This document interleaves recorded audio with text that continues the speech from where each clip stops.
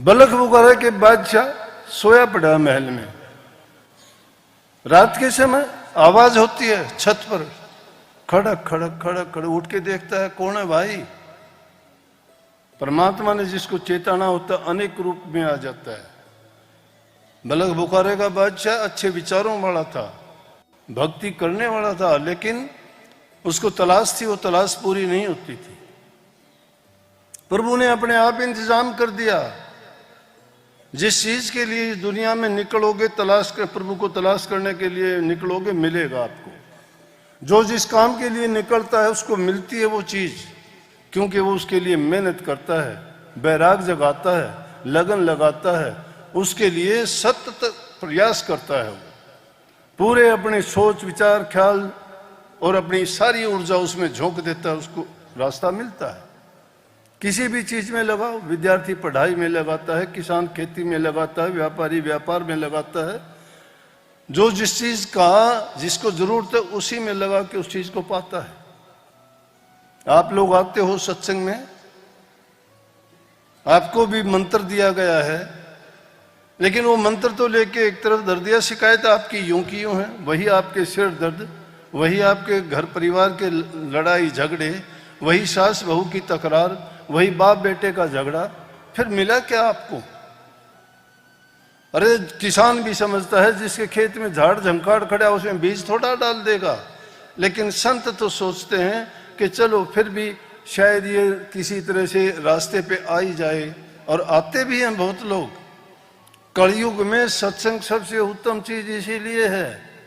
इस उपदेश के द्वारा लोगों की मलिन वासनाओं, मलिन विचारों, दुर्बुद्धि को सही तरीके से अच्छे गुण अपनाने के लिए इनको बताया जाए तो धीरे धीरे करके सहज सहज करके मान जाएगा। लेकिन मन मानने तो नहीं देता, फिर ले जाता है। कबीर साहब ने इसीलिए कही कि कामी क्रोधी लालची, इनसे भक्ति नहीं हो सकती। इनका प्रयोग हर इंसान के अंदर चीजें हैं। ये काम भी है, क्रोध भी है, लोभ भी है, मोह भी है, अहंकार भी, इच्छा भी, तृष्णा वासना नहीं मरती। लेकिन उनका रुख बदला जा सकता है। इंसान का भी तो रुख ही तो बदलना है। कहने लगी एक बार पुल्ली बाई के पास बीकानेर का राजा चला गया कि पुल्ली बाई परमात्मा को कैसे प्राप्त करें। और वो पुल्ली बाई की बात भी क्या थी? इसी तरह से गंगा का स्नान था, बहुत लोग गए हुए थे, नीची जाति की थी। वहां लोग स्नान करने के गए राजा के साथ, तो पूरा लश्कर गया। देख के लोग कहने लगे, अरे ये कौन आया भाई, ये कौन आया, इसके साथ इतने लोग हैं। कहने लगे बीकानेर का राजा है। ने बोला हमने तो सोचा पुल्ली है कहीं। राजा कहने लगे, अरे मैं राजा, वो पुल्ली कौन होगी? इतनी प्रसिद्ध है कि राजा से भी प्रसिद्ध। बोला जी वो तो एक गरीब सी औरत है, अपने वहां भगतनी है। बोला भाई तो जाने के बाद उसके दर्शन करवाओ, पता करो कौन है। राजा था, वापिस आए, पता किया थे गांव में कि गरीब सी औरत अपना काम करती है, धंधा करती है और प्रभु की भक्ति करती है। भोले भक्त इसीलिए कहे जाते हैं, उनको वेद शास्त्र का ज्ञान नहीं है। उनके हृदय में शुद्धता, पवित्रता, प्रेम और विरह है प्रभु के प्रति।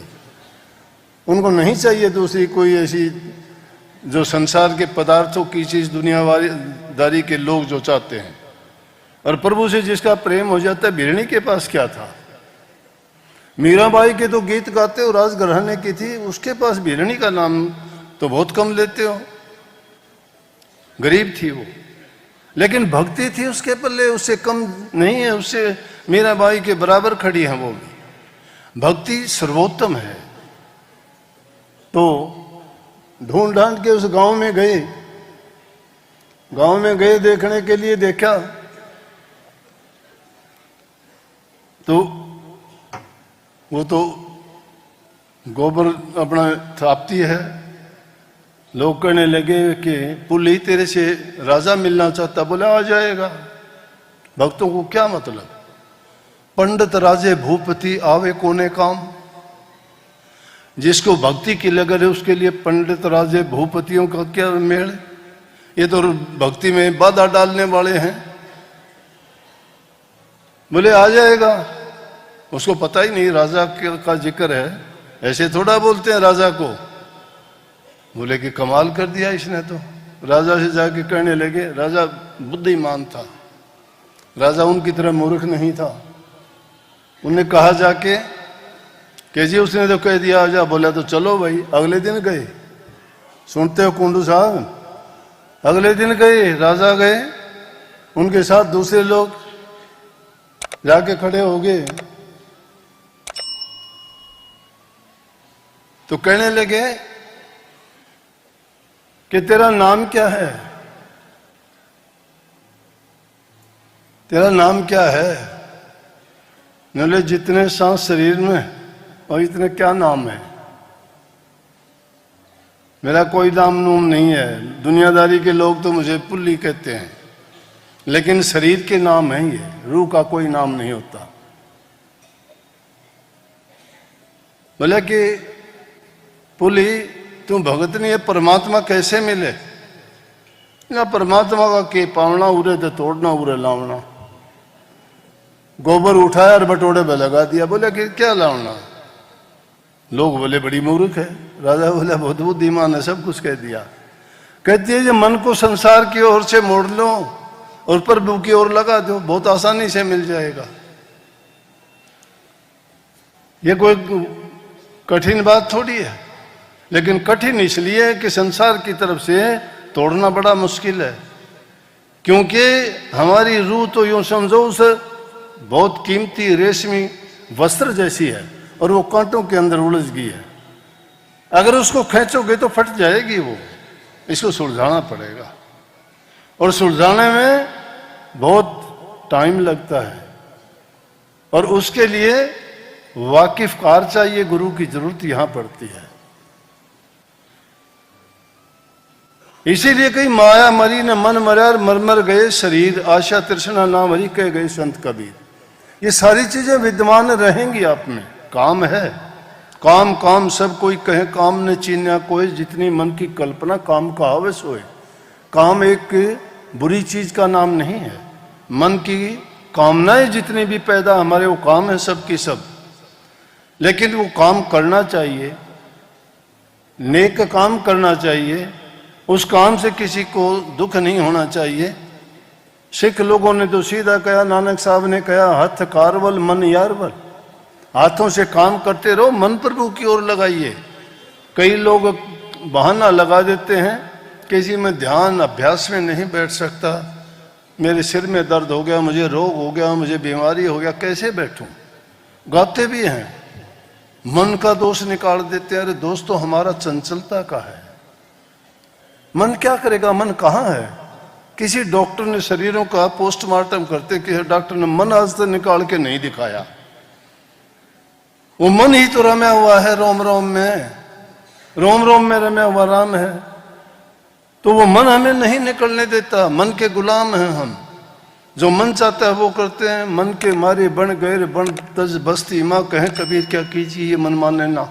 मन नहीं मानता ये, क्योंकि मन को हमने छूट दे दी पूरी की पूरी। जिस प्रकार से अब जैसे नौजवान बच्चों को हमने घरों में छूट दे रखी है, जिसका खामियाजा भुगतते हैं हम। रोजाना की जो नई नई बातें सुनते हो, बच्चे लापरवाह हो जाते हैं, माँ बाप की बात नहीं सुनते हैं, नशों में प्रवृत्ति हो जाती है और बुरे कामों में चल जाते हैं, मनमानी करते हैं। मैं उसके लिए आप लोगों को एक बात कहा करता हूं कि बच्चे की इच्छा पूरी ना करो, उसकी जरूरत पूरी करो। इंसान की जरूरतें पूरी करो, इच्छा पूरी ना करो उसकी। अगर उसकी इच्छा पूरी करोगे, इच्छा तो खत्म नहीं होती। इच्छा तो इंसान पता नहीं क्या कि क्या उठा लेगा। बचना चाहिए आदमी को तीन चीजों से मुख्य रूप से। किसी को अगर ज्यादा इज्जत दे दोगे, किसी को तुम धन दे दो और किसी को ज्यादा प्यार दे दोगे, तीनों चीज टूट जाएंगी, आपकी नहीं रहेंगी। देख लेना जिंदगी में आजमा के, वो प्यार भी नहीं मिलेगा, प्यार टूट जाएगा। जिसको इज्जत दे दोगे तो भी समझ लो खत्म है, और किसी को धन दे दोगे तो भी दुश्मनी और हो जाएगी आपकी। अरे जब प्रभु की ओर से उसको मिला, वो उसको नहीं देना चाहता, लेकिन इंसान उसको देना चाहता है, तो इंसान दे देगा उसको? जो लाखों करोड़ों हाथों वाला है वो तो उसे छीनना चाहता है, हम उसको देना चाहते हैं। यह है कि हमें नेक कर्म करने चाहिए, पर हित करना चाहिए, पर उपकार करना चाहिए। रामायण में भी लिखी है ये साफ तौर से कि इसके समान भक्ति का कोई दूसरा रूप नहीं, पर हित समान धर्म नहीं कोई। ये इंसानी धर्म है। दूसरे की सहायता करें, सेवा करें, प्रेम करें, जबान से मीठा बोलें, माँ बाप की सेवा करें घर में, सबसे पहले वहां से शुरू करो। इकाई है परिवार इस दुनिया की, सबसे पहली इकाई परिवार है। जो इंसान परिवार में सही नहीं रह सकता, परिवार का आदमी भी अगर तुम्हारे लिए वादा करता है, तुम्हारी भक्ति के अंदर रोड़ा अटकाता, छोड़ने में देर नहीं करनी चाहिए। भरत की माँ ने रोड़ा अटकाया, भरत ने अपनी माँ को त्याग दिया, जाके राजा गु के उसमें रहा, गांव में रहा।